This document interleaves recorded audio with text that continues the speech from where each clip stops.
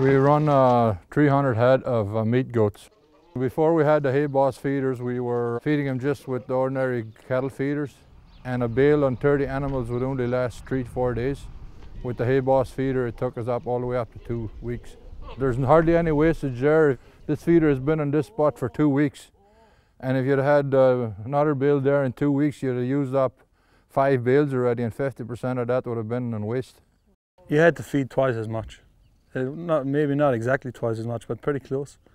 Now they got to work for it, and they're not as picky, because if they had a lot of feed, they would just pick out the best stuff and walk on the rest. Now they have to work for it, so they eat maybe 80–90% of it. And it's way easier to work with this one because the bale lasts longer, and if you just go and put the bale in and it's like for a week, there's really no work for feeding.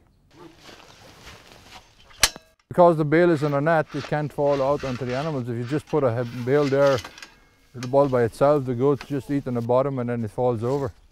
Or if you got the cradle feeders, they just eat away until the bale falls down and crushes them.